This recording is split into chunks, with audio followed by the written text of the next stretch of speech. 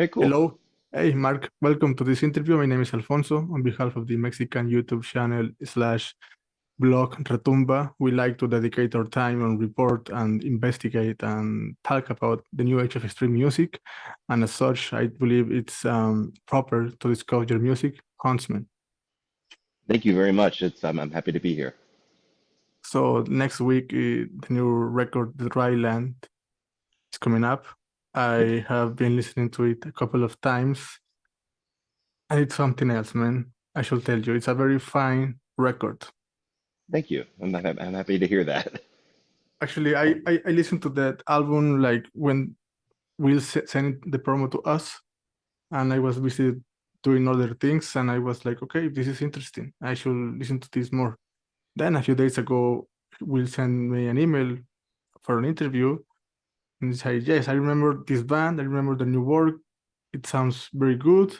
And yesterday, I listened to the album like with full attention, and man, honestly, I'm it blew me away to say the least. And I hope that over the course of this conversation, we get to talk enough about your process, about your intentions, and what made it possible to get to this result. Okay. Yes, of course. Is this your first Mexican interview? Oh gosh, I think so. Yeah, actually, you all wrote about us for with regard to either the Dying Pines or Mandala of Fear. I can't remember which one, if I'm not mistaken. Yeah, So yeah, so this is my first time doing any sort of interview with any sort of Mexican publication. So it's an honor. the honors is for us because the music you guys are doing it's fantastic, and the reason Yeah. the Tumba exists is for to find to discover projects such as Huntsmen. So I should tell you up front, I don't have honestly good questions prepared. Just my earnest curiosity Yeah. about anything that That's surrounds Huntsmen. that's the most natural way to talk about stuff anyway. So anything that Yeah, comes to mind. First yeah, thought, best definitely. thought, right? Yeah, Yeah.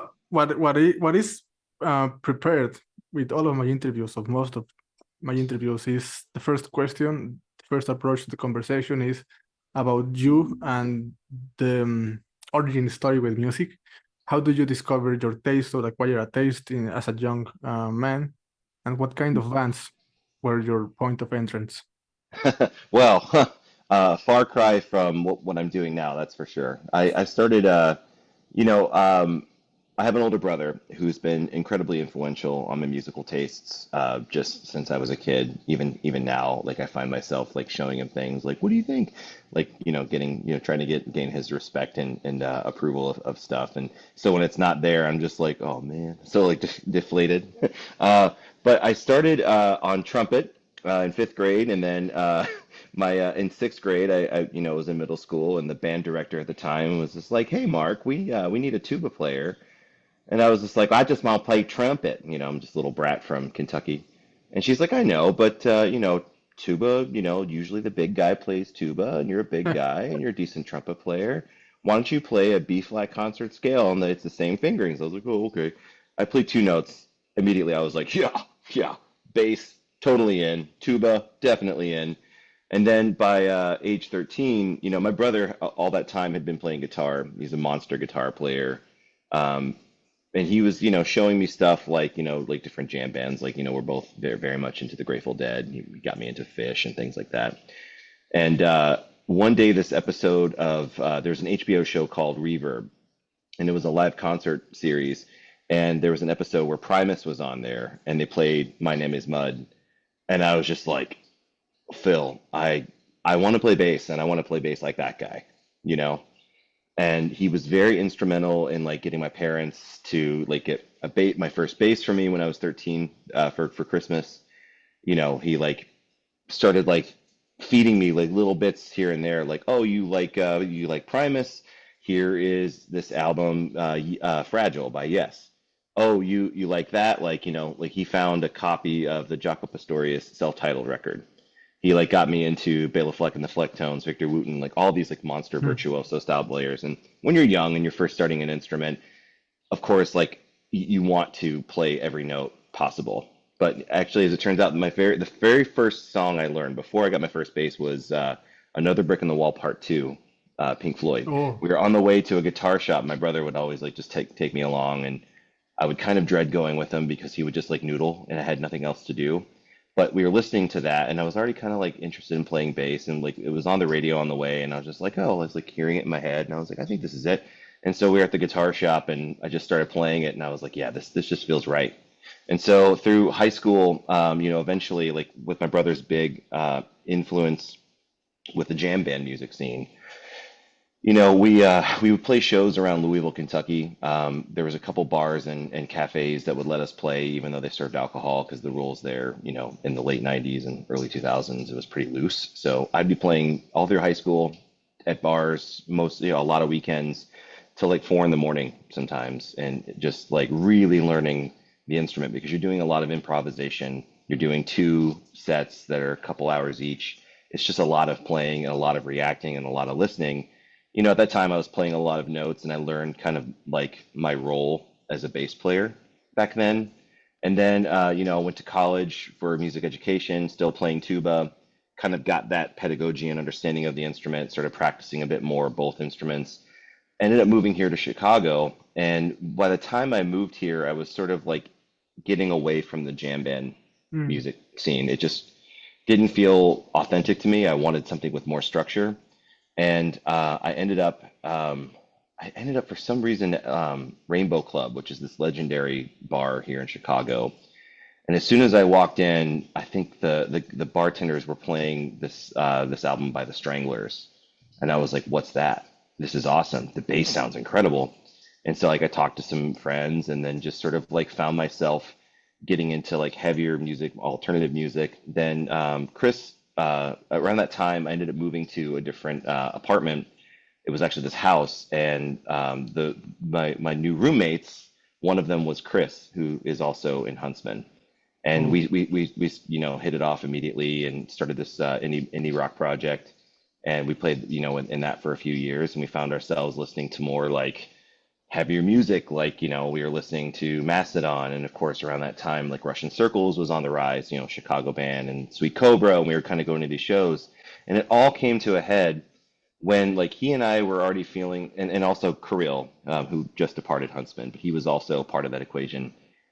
We were already feeling like we kind of wanted to like scrap everything or just write something that's completely heavy and more in the taste that we were kind of getting into.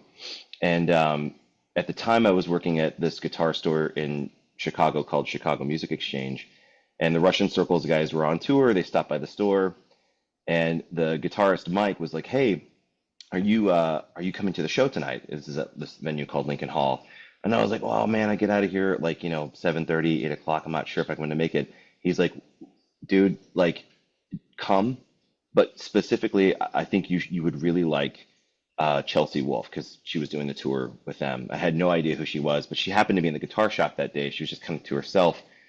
Um, I just remember seeing like this really tall person who just like ripped on guitar and like, was playing like really heavy sounds and stuff and was like palling around with those dudes. And I was like, oh man, this is kind of cool. So ended up going to Lincoln Hall. Um, Caught Anatomy of Habit for the first time, which is another like Chicago like alt music or like metal sort of sound. Amazing set. And then Chelsea Wolfe comes out, and this is when she was wearing the veil, because I mm. think she had a lot of like stage fright around that time or something. And I was like, whoa, this is like a really interesting presence. And then like first song, I immediately like got my phone out, texted Chris. I was like, dude, look up Chelsea Wolfe, listen to this record. I'm seeing her play right now at Lincoln Hall. We're gonna scrap everything. I think this is the kind of direction we should go in, and it's giving me a lot of ideas. And so that's kind of how it all made Shaped. its way there. Yeah. What years were this happened? In which years? Oof, I want to say around like 2013 or so, 2012, Okay, 2013. We hadn't like officially started Huntsman at that time, but we were sort of like, we were in this other band called Gorilla Press, and we were just sort of like, we had to, find a new drummer, and we were just like, yeah, let's just start something new. And that was the motivation, was that night. okay, so uh, the Primus reference or the Primus mention stuck with me because your starting point was a very kind of flamboyant rock music, Mm, especially with the bass instrument. mm, And keeping that in mind, and where you are now, I mean, the flair is there, but it's a bit more tasteful, I should say. It's like not gratuitous, but with purpose. And we will get to that later, hopefully. But okay, so it's nice to know that you have this upbringing with Russian circles, Mastodon, Chelsea Wolf. By the way, I always pronounce her name Chelsea Wolfie, so I'm honest mistake there. You could be right. I don't know. I never asked her name directly. So, but I don't know. One of us is right, I'm sure. And I'm sure it's you. What about his performance? Made you like? I'm sensing this was like kind of realization, or some powerful energy in her presence that made you decide to shift your direction with music. So Mm. it's something big. I think. Yes. I think it was like on the heels of seeing Anatomy of Habit. I had never seen them before. I kept seeing their posters and stuff, and hadn't even heard their music. And they have this percussionist who does like he doesn't use conventional percussion instruments. He uses like whatever scraps of metal he can find, and just it was very exciting. And I was like, wow, this is so heavy, but it's not so conventional. And I already knew what Russian circles like sounded like, and it's so such a cinematic sound. And I think the impact was there. It was this intense um, heaviness to her music, and also the band's performance. Everything was very deliberate, and there was this raw sense of like intense pain and sadness behind everything. But the juxtaposition of that with like the very like powerful, soulful, beautiful like vocals that she provides over top of all of that, it was just very refreshing, you know? And still to this day, her work is very refreshing. Her take on dark Yeah. folk or somber music. I don't know.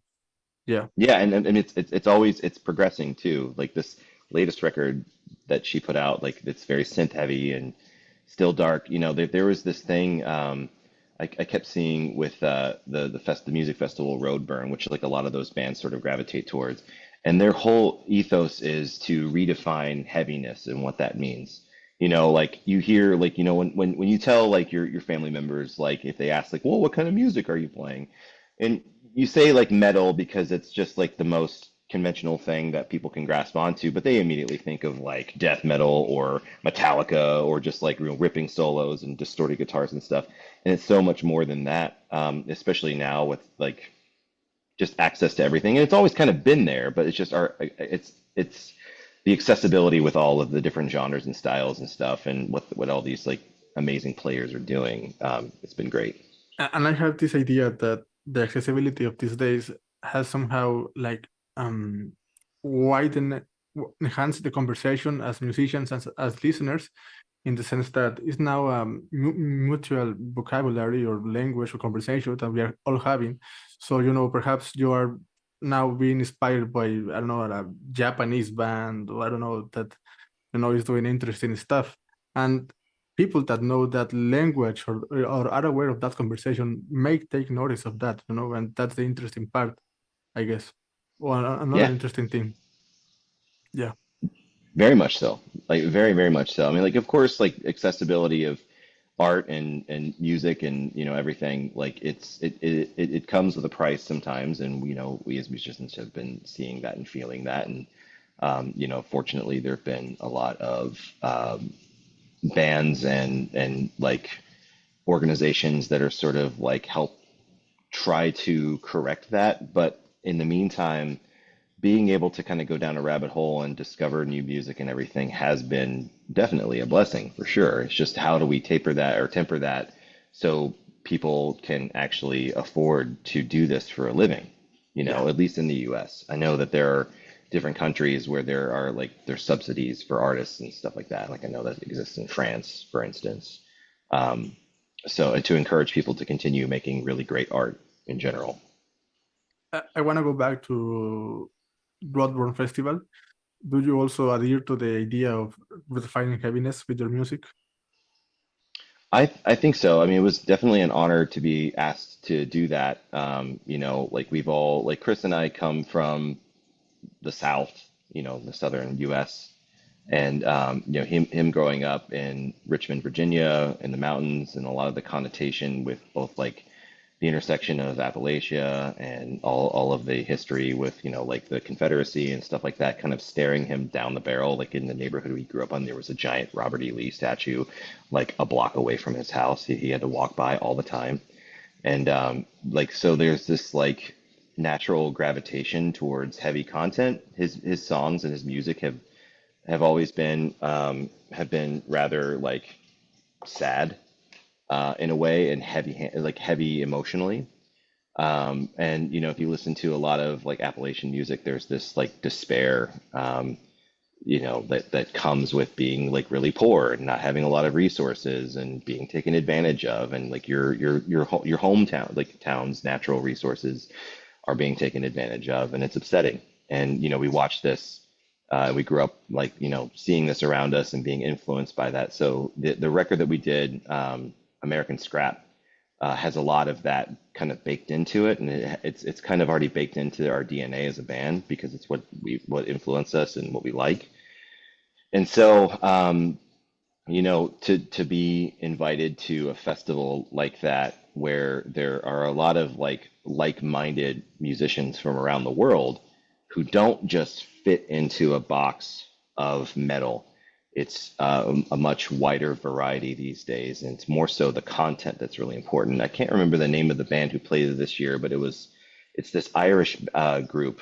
They're very vocal driven. It's like more folk influence, but it's this very intense use of space and quiet and atmosphere that they work with that feels just as powerful and impactful and heavy as the most soul crushing distorted guitar amplifier worship that you've ever heard, but at a fraction of the volume. It's not volume does not dictate heaviness. Yeah. It's much more than that. And the folks who do the programming over at Roadburn definitely get that for sure. And what was your experience with the audience, and how do you think the audience react to your music? Very well.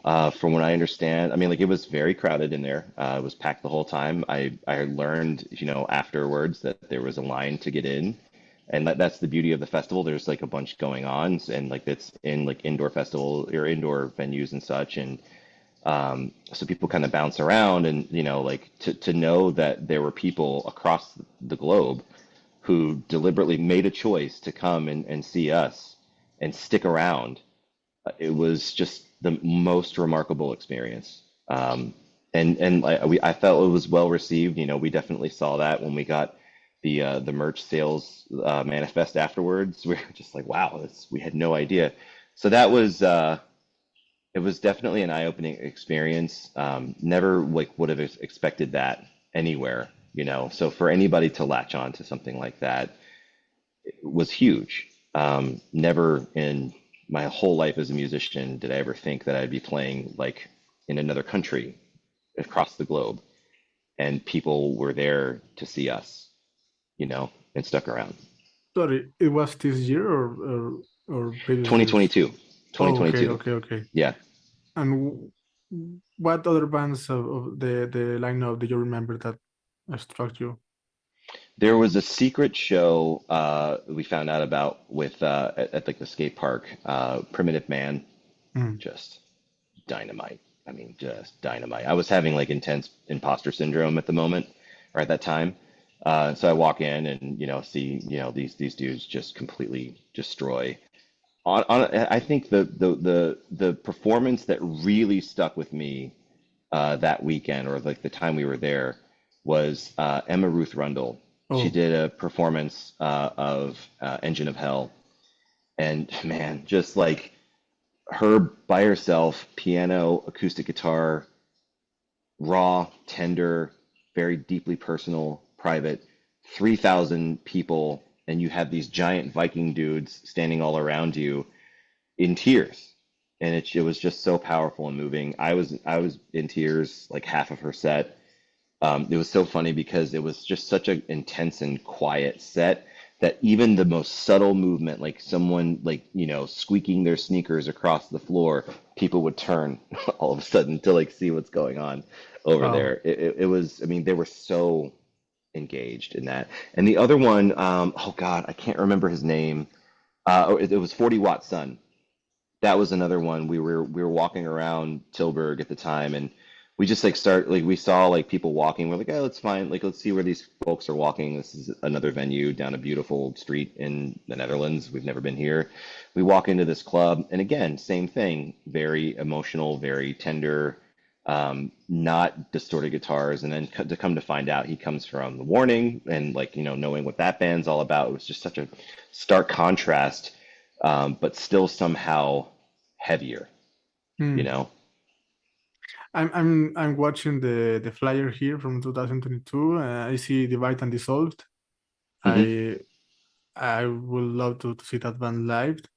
Yeah, I mean that festival it keeps things interesting because if I'm correctly, it also creates like projects that only play for that show, like with different artists, and Yeah, there, yeah, it's yeah, they do go like they curate very specific special performances and installations from artists, musicians, collaborations between artists and stuff, and you never know what you're gonna get, and it always delivers, you know.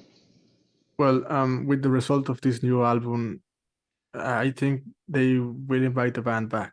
I mean, there's a high chance of that. We would be honored for sure.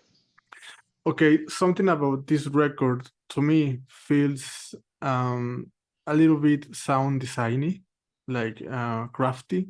You know, often when you, I mean, this description of your music is doom, sludge, and post metal. And often, even though it's a sort of amalgamation of different styles, we as the audience are used to, or our expectation is about, listening to an interpretation of the style with Mm, perhaps this is slightly different, twist or shifts or change. But with your music, I don't find the approach to music as the style itself.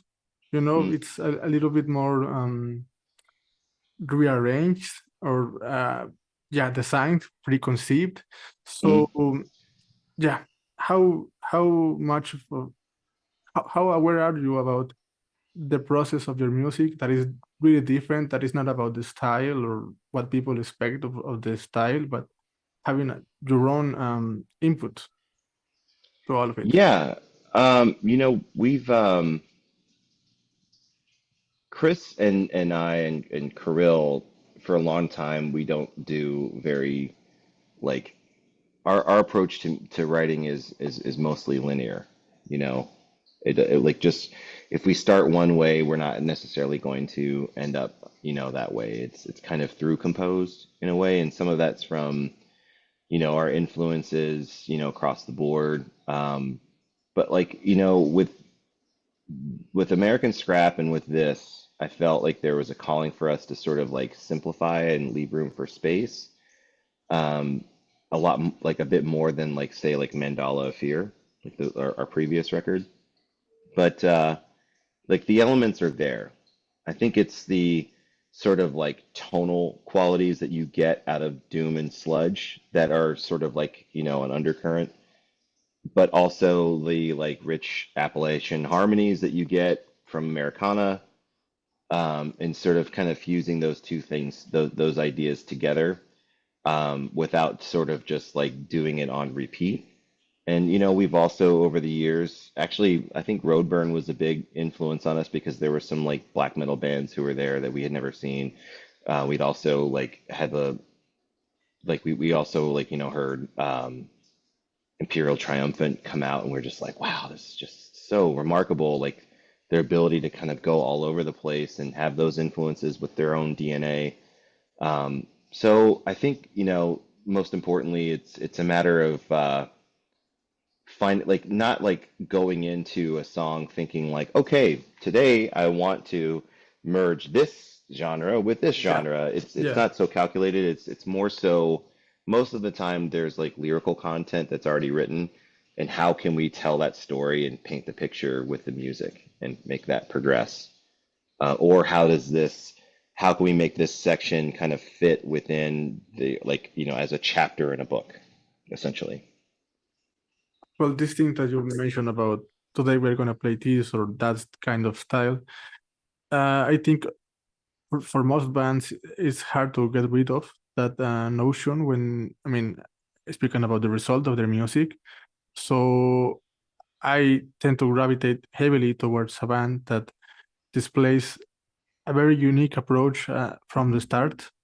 And well, about the experience of this album, one question in my mind while I listen to the second song, how hard was it for you to choose the first song? Is it always delivered as that, the first song, or did you have to somehow rearrange Mm. it? You mean like choosing the track order and Yeah, putting yeah. This Our Gospel first? I think we wanted to start the record with just like this bam, this punch, Mm, we're being hit. And there are two songs on the record which have that. That's This Our Gospel and In Time All Things. yeah. And, in Time All Things, we decided that maybe this is good to be the single, the first single, because it just paints such a good story of us as a band, like the different genre weaving and styles and vocal harmonies and sadness and triumph and all of that stuff. But like to have that as the first song on the record, we weren't sure.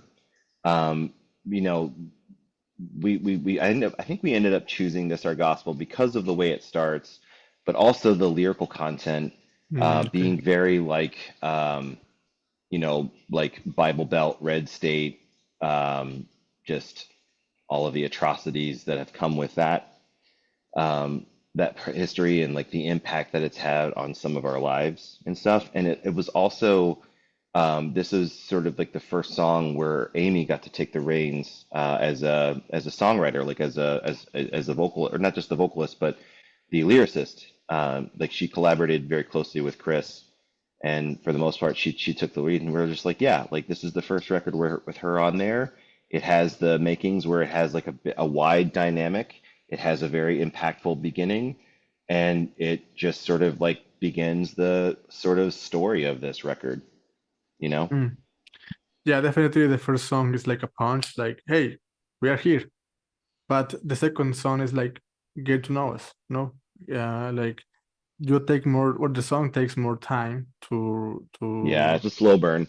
slow burn, Yeah. definitely. Like it has, I mean, it's very interesting how you structure this song because it's it kind of builds attention towards, I mean, around the song, like where is it going, and when is it happening, and when it Yeah. happens, it is not, when it happens, it makes the right, um, result or the right. I mean, it's really good. Is what I'm trying to say. Thank you. And this is something I'm lately hugely interested about music. How, for example, in this song or the other song that I think is similar, the last one, the hair side. Herbside, yeah. Yeah, I mean the build up or the momentum, the crescendo. It's I don't know, it's misguiding, perhaps, and Oh, yeah, also because you think it's going to go one way, but it totally yeah, doesn't. Yeah. yeah. That's kind of our MO. Yeah, Oh, it's fun. It's thank you, fun thank for you. us. I sent that to you, by the way, because I see the time is running short.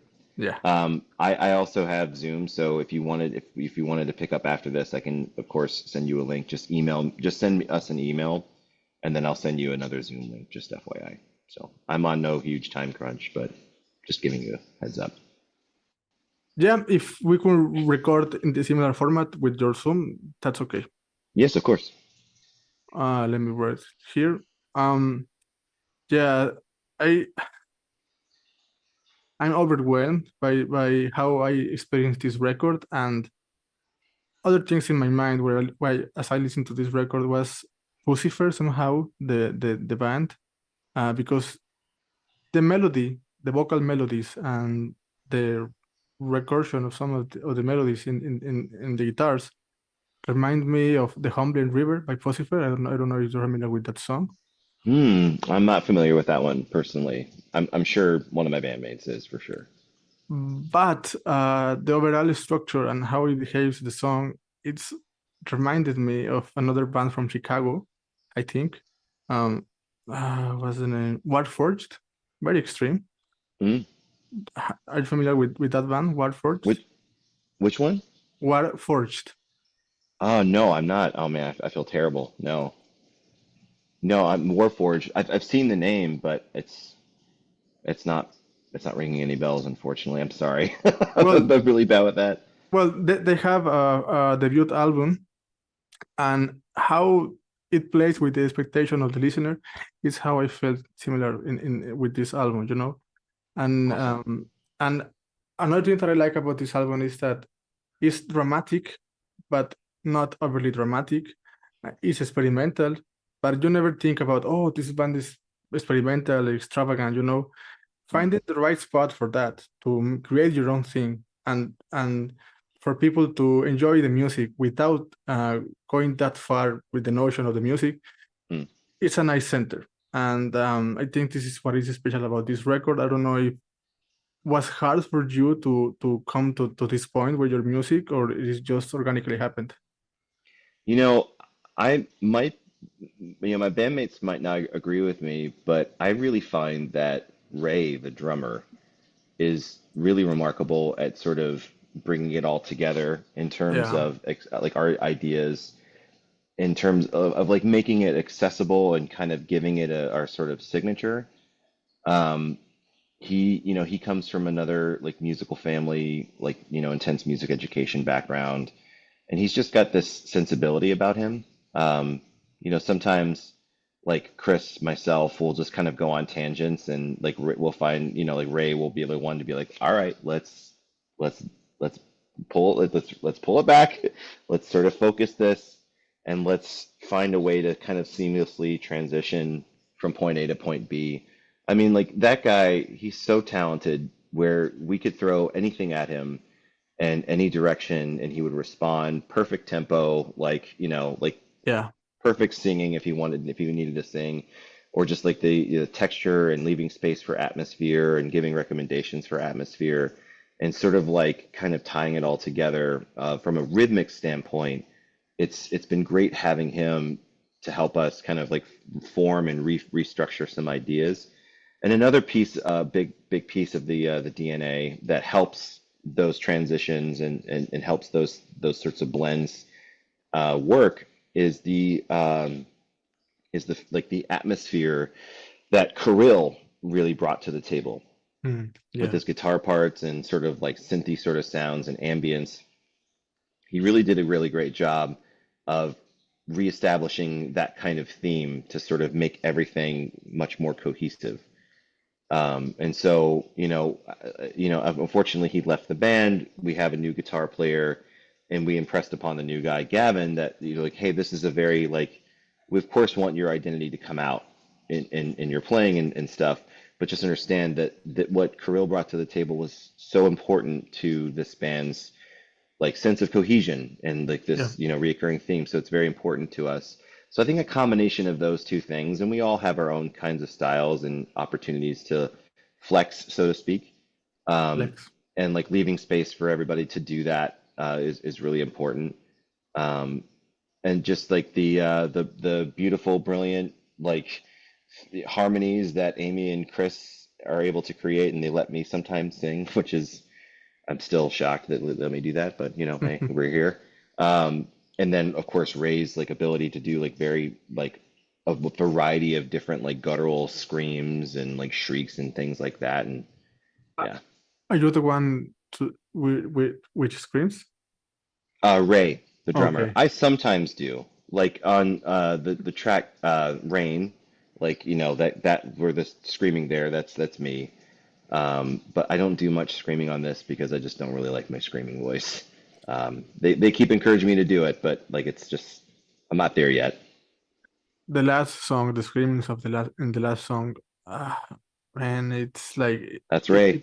it's all worth it, because you are expecting something heavier, like Mm. perhaps it will be there, and when it comes in the last song, it all paid off. And yeah, yeah. There seems to be, or actually there is like a good amount of bands that are incorporating this Americana vibe, gothic western themes, Hmm. dark folk. I don't know. Of course, this album has this element very present, and I like that a lot also. Why do you think like the cultural heritage, sonically or with this kind of aspects, has been more adopted into heavy music lately, or Lately, in well, or in the case of Huntsmen?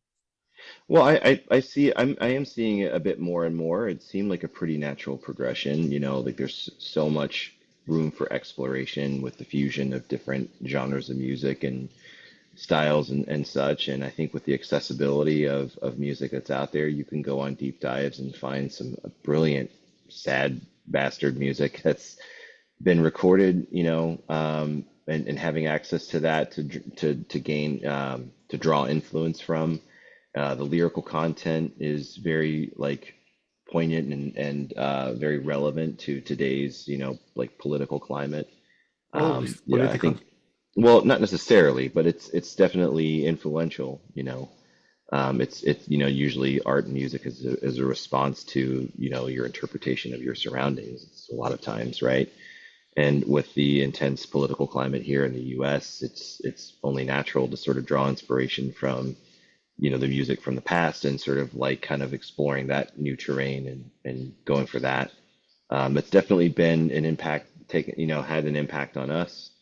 Um, and again, just what festivals like Roadburn and Art Tangent and Outbreak, like what they're doing, publications such as your own, like, having artists like Emma Ruth Rundle out there, being able to do what she does. I think all of that cumulatively makes makes a big impact on that. Like, Dorothea Cottrell is another one, Windhand, like Dorothea does wonderful stuff. Like her solo record definitely typifies all of this. Or Lingua Ignota, but her solo Yes. project, Yeah. Christine Hayter, Yep. Reverend Christine Hayter. Oof. Yeah. Oh yeah. I, and I'm seeing that this is happening more often with Denver, Colorado bands. Dreadnought, Yep. Wayfarer. It's interesting to me. Discover this. I mean, the culture of your country Mm, being approached into metal is fairly new for me, mm. and it's fresh. And I appreciate that now Huntsman is like another option to discover something interesting, authentic, and with yeah, that you may laugh this, but I think of this album as Yellowstone metal, Yellowstone, the series. Yeah. Yeah. Yeah. Sure. And I might have been influenced by this movie because I recently watched it, Civil Mm. War, you know. Yeah, I've been meaning to watch that one. Like knowing sort of like the basis for the plot line now, it just it's more interesting to me. Like when I first saw the trailer for that, I was unsure of like I was like, do we really need this right now? But then learning about like what the movie's really about and who like the central characters are and why they're doing what they're doing, it's, oh, this actually makes sense. This is much more interesting. But yeah, there's certainly an element there. All of American Scrap is that actually, like, one could say that like American Scrap, Mandela Fear, and now the Dry Land, they're all sort of related in this similar kind of universe. But really, that is how I've interpreted all of it, because it helps it all make sense to me Yeah, thematically. Like I like to follow a storyline and sort of write to that. And that wasn't necessarily the initial intention. We've always sort of like let things be a bit ambiguous, but like sort of like written out some sort of narrative to help listeners sort of understand what's going on. Like if you listen to American Scrap, it sort of follows like U.S. history, right, from its inception and then till its ultimate demise sometime in the future. Like so, you have Bury Me Deep, which is very like band of like like Revolutionary War to Civil War, and then going into Pyre again, Civil War themes, Canary King. You've got the coal miners, the Industrial Revolution. You've got Atlantic City with, titans of industry and, real estate moguls. Then you've got the Barons, which is sort of just like the forgotten land. And then the Last President, which is just as, like, hey, like whatever this unknown force that's coming, it's coming. We can't stop it. And then the president ends up, killing herself and her like, killing her family and stuff. This is just basically a storyline that we've sort of told ourselves to like communicate with listeners. And we did the same thing with American Scrap, and we're kind of doing it. We didn't do it so much with the Dry Land, but it's all there. The themes are sort of there. This time, how much uh, room to experiment did you indulge yourself to? Well, seeing as we've had 2 years, in writing this, like we ended up having probably about 13, well, like 12 songs, sort of like, mostly written that sort of fit thematically with everything. And then we were just like, we can't do another double LP. We have to like scale it back, trim the fat, be cognizant of like how much time is on an LP on each side and how it all would track together. And throughout that process, we let ourselves experiment and kind of like restructure things. And like, with This Our Gospel, when Chris initially introduced the song to us, it was sort of like it was kind of in reverse. It was supposed to start the way that it ends was the Okay. way that it was supposed to start. And then it was supposed to build and like, build, cascade, and then build into like being very intense and heavy. And we're just like, we do this all the time. Let's experiment with reversing the process. Start with a big impact, kind of come back down, come up a little bit, and then drop right off again. And so that's kind of how that was done, So you played with your own structure or conventions in the past, Yeah, or the past. yeah, exactly. We're trying to be aware of. We don't want to be like.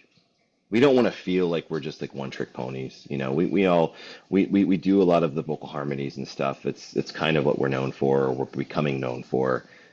We don't have to saturate every single song with that. We don't have to like do the loud, quiet, loud thing Yeah. all the time. But yeah, with this, we have a lot more stuff just sort of sitting in the can for the next, adventure for the next record. Nice. And some of the songs like that might end up coming out are just as impactful. And just for whatever reason, we're like this group of 6 songs works really well together. So let's just focus on these. And And in how? fact, like truth be Yeah. told, speaking of experimentation, Herb Site, the last song, track 6, we started that because we were like getting ready to. That one wasn't even like going to be on the record. We were going to have something else on there that was a bit longer. And we came in one day, and I just felt like sort of like experimenting with like bass tones and fuzz and this wall of noise. And like Chris sort of made this really cool, creepy, bendy sound. And then Kirill did the same thing. And then I just started doing this like very monotonous sort of bass chug and repetitive bass line. And then Ray just sort of came in. And I was like, as we did that for about 5 minutes, like, shit, let's record that. And so we have this like structure of this, like the beginning of the song. And then it's like, okay, well, we have this like cool stoner song. What are we going to do with it? Like, it just doesn't seem right as it is right now, but maybe we could take it somewhere. And I was like, oh, Ray, I've got this idea. We are admittedly very high when we were doing this. This is where our best ideas come on, when it's usually like Ray and I going off on our side quests. I'm like, Ray, can you do this like sort of like almost like, I don't know, like this like bouncy sort of jungle sort of rhythm? Like I started singing it and he was just like, oh, okay. I was like, just do that and just follow along. Just trust me. And we have this ability to communicate, like he and I, with that. Like he'll say like, hey, can you, like, I'm going to do something. I want you to kind of do this thing. Just see if you can figure out where I'm going. And it usually ends up working. And so he started playing that, and I started playing this bass line, this like combination of like picking and like palm muting and stuff with the open strings. And Chris sort of latched on, and he's just sort of like naturally did this chord progression and left a lot of room for space and ambience, and then repeated it. And that's how the second half of that song started. Well, then, like, I was listening back to the phone recording and I was like, where do I know this fucking bass line? What do I know this from? I know it from somewhere. And then I was asleep and I woke up at like 3 in the morning and the song was playing in my head. And I'm like, fuck, it's it's influenced inadvertently by by the song "I Want Candy" by Bow Wow Wow.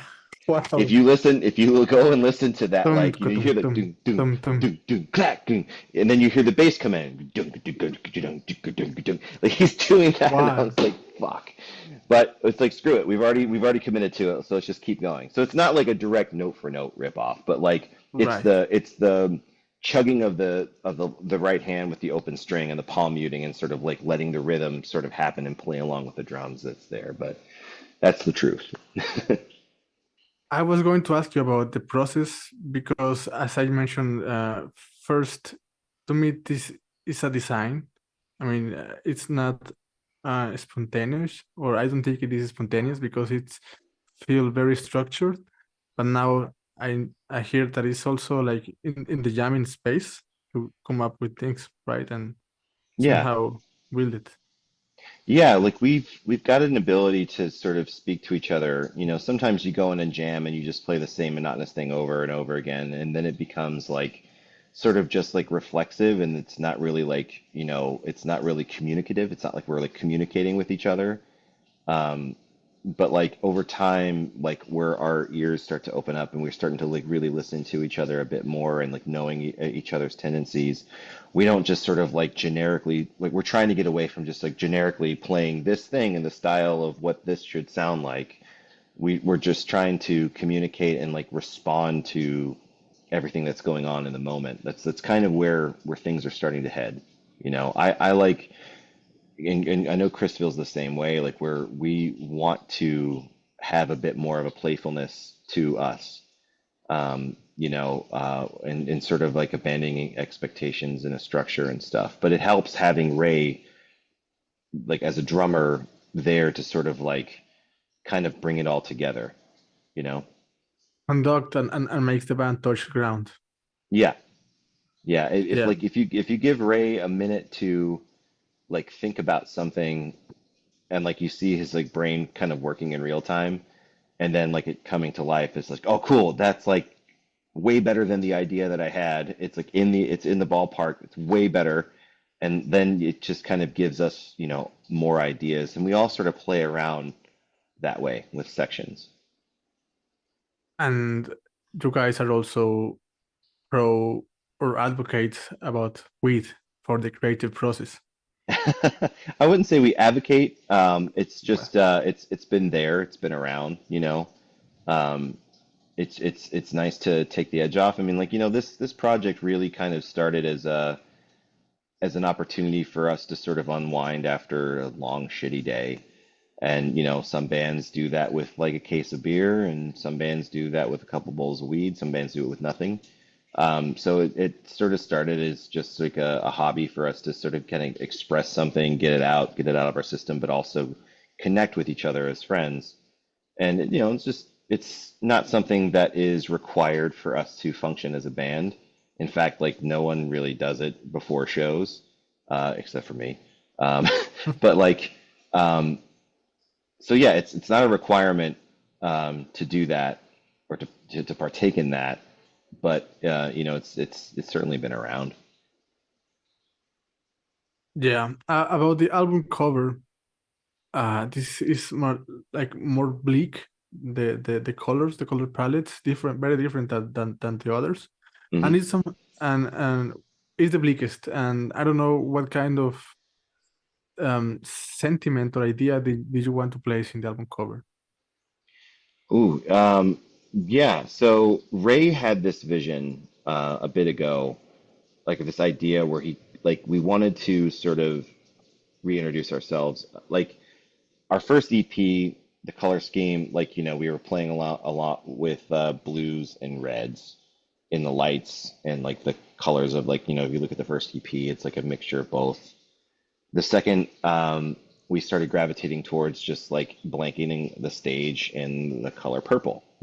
Mm, okay. Um, and then, for American Scrap and actually after American Scrap and into Mandala Fear, we started using these orange lights behind us and stuff. So like the same kind of lighting is always present on the stage performance, right?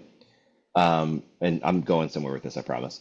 So Yeah. like that mixed with fog and the static lights, it just sort of sets this mood that we're backlit and you see this color and fog and stuff on stage. Ray was like, I really want to go for gold, like this sort of like, but also like, like black, like monochromatic, but with gold Mm. accents to kind of get this sort of like luxurious meets Mm. like desperate, like despair. Mm. So like luxury and despair sort of like thematically fitting to, together. It sort of ties the theme a bit together. And there's a lot of kind of like there's a lot of connections with like, the color gold or just gold endowments in general, especially with the afterlife and life and death and stuff. And so like the color mixture was very important to get that. And then for artwork, Ray found this artist, Derek Setzer, who does a lot of like very intense imagery, just very bleak, as you said.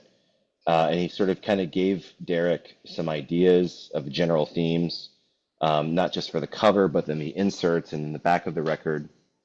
And so he like gave him this criteria and he just put it together really well. And then finally we were like, okay, it's time to sort of reboot the like if we're gonna reboot the band and brand and stuff like that, let's come up with a new logo. And so Ray commissioned this calligraphy artist called Pencilmancer to do a new logo for us. It was hand drawn that has this sort of like old English or medieval sort of like impact that a lot of heavy aggressive bands have, but then again with the mixture of like the gradient and gold and stuff like that to sort of tie it all together. And so then with the arrangement of the cover art, like the album artwork, Ray put everything together from there. So a combination of Actually, those three things. I don't know if you believe about in synesthesia, seeing colors in sound, Yeah. but the golden choice or the gold choice, um, it kind of makes sense for the music for what I hear here. I mean, Thank you. it's yeah, Yeah, Ray actually mentioned that like early on. yeah. Yeah. Okay, I want to ask you for some recommendations of music, whatever recently has make a big impression in you, in your discoveries. Or Yeah, what first artist who comes to mind was introduced to me by Prosthetic Records and our person, Steve Joe. He hit me up randomly. He's like, "Hey, my daughter and I are coming in from Madison to see this artist Ethel Kane. She's playing at the Riv. Do you want to come?" And I was like, "Yeah, sure." I had no idea who she was. Much like my experience seeing Chelsea Wolfe, Ethel Kane, that is very sad, passionate music, um, and it really grabs the hopefulness and hopelessness that comes from like evangelical Rust Belt America. She does such a remarkable job with that. Ethel Kane? Yeah, Ethel and then Okay, Cain. okay, Just dynamite shit. Um, let's see. I mean, got it. The new Chelsea Wolfe is fantastic. Um, Resin, another Chicago band. Their new record, like from what I've heard, like the two singles, fantastic. Really great direction for them. Um, I really liked Kendrick Lamar's diss track on Drake. I thought it was just like Okay, so. It was like such a refreshing take on like like the whole diss track part of like hip hop culture. It's just like like I didn't really. This seems sort of like trite and unnecessary, but fuck, man, like if there's ever anybody to sort of end the argument, it's that dude for sure. That was excellent. which song was it? Um, fuck, what is the title? It's the one where he's like as if he's talking to like everybody around Drake, like his mom, his sister, his father. You ain't like us. Yes, that one. All of it. Like I Euphoria is another one. Like it's all like it was just really raw and such a refreshing take on all of that. Um, the new Paul Bearer record is great. The new Bong Ripper record is great. Mm. Like these are of course like heavier bands and stuff, but yeah, like that's those are the things that are coming to mind right off the bat. I want to suggest you an upcoming release for Austin, Texas, I believe. They describe the music, or the press does it, as psychedelic Americana. Hmm. Lord Buffalo. They're Buffalo. Yeah, Yeah. Okay. yeah, So you know them. yeah. Oh yeah, yeah, It's yeah. very Like that interesting. whole scene, like like the levitation sort of Austin, Texas psychedelic scene, Desert Days kind of stuff. Like there's another band. I think they're from like Pennsylvania, maybe. They're called Pontiac. It's just this band of like three brothers. They're fucking awesome. Like so, Pontiac, Lord Buffalo, King Buffalo. Oh, Blackwater Holy Light, also sick. Like out of Portland, Oregon, I think. Um, they're doing really cool stuff. And then also Spotlights. That's another like more recent Ooh, rediscovery. Spotlights is sick, they are, or were from Chicago. I think. I'm not I think sure. at some point they live there, I think. Yeah, yeah, that's cool. Like we became reacquainted with them. If you could create um, a show or a tour with three bands, having Huntsmen and this record in the middle, which band will go first and which band will go in third place? Oof, that's tough. That's really tough. We're a small band, so like I think it would make sense for us to play first. But in an ideal world, if we're like, blanketed by bands that who we really love, I would say like Baroness would be a sick show. Okay. I think we would do really like our music would do really well. Like our fan bases would there'd be some good crossover. Opeth, um, one of their more recent releases that's a bit more proggy. Opeth is killer. Um, I think it would be fun to go on tour with Blackwater Holy Light. I think it would be fun to do shows again with like doing shows with Yob, Royal Thunder. But I don't know. That's a tough question just to pick two to stick us in between or like to to create the order. I'd have to really think about that. But if as an intent like for from an audience perspective, um, like seeing a combination of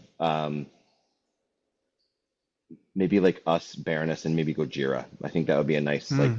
dynamic, you know. Nice. I remember that another band or artist that I wanted to suggest you is called Blacklist from New York. Blacklist. They Okay. are on Profound Lore. Very Yeah. interesting stuff and Cool. recent. Yeah, Profound Okay, Lore is putting out some really cool shit. yeah, And same with yeah. Blues Funeral. That's another label who's like putting out some really fun Blues stuff. Funeral recordings, right? Yeah. Yeah. I mean, your country has very good labels with when it comes to heavy experimental extreme music. Uh, $20 a spin.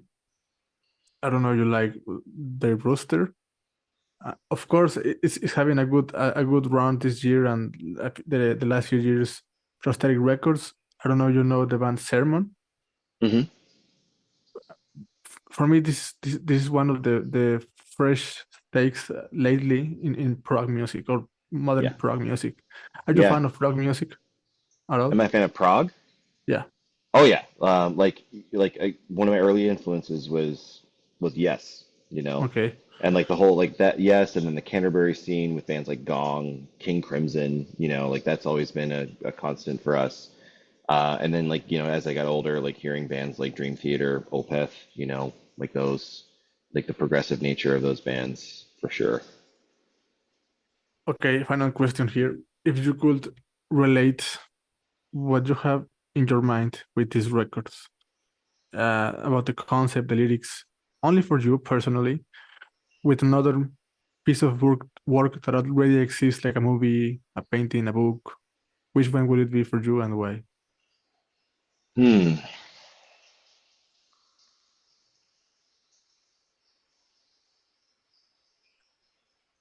I'm trying to think about that. Part of me, this might not be an expected answer. Part of me thinks of the storyline of Rogue One, Star Mm, Wars, Rogue One, because of the hero's journey, or what about it? yeah, that, and then the impending doom, and that Oh, they know that they have to do this. yeah. Um, It's I, funny that you mentioned impending doom because previously I had a conversation with another artist from UK, and he mentions Melancholia, the movie, mhm, about impending doom also. yeah, um, another good one. uh, oh, The Leftovers. It's another A movie. life and death, splits, alternate realities. The Leftovers was a show that was on HBO, and it's sort of like this, like you think it's about the rapture, but then you find out it's about something else. But that's another one. It's not as graphic. It's kind of bleak. It's very sad at points, and there's some very intense moments for sure. Um, yeah, I'd say that's another one that comes to mind right off the bat. Well, Mark, thank you for your time. I appreciate that you sit here with Thank me. you. And I'm sorry that I didn't bring up good questions. Honestly, I decided I, to try I something liked your different. questions. I thought they were Oh, great. Yeah. thank you, man. Thank you, man. And best of luck with the release. I know that is coming out next week. And here, our friends in the blog are already excited for the result of this album. We will review it in Spanish, of course, but we will try to recommend to our audience these new records. Thank you so much. We really appreciate it. Have And a good looking day. forward to hopefully meeting you in person one day. Oh yeah, yeah, yeah. I mean, if the possibility for Huntsmen to come to Mexico is there, I'm sure we'll be there. Awesome. Very good. Well, it was nice to meet you, Alfonso.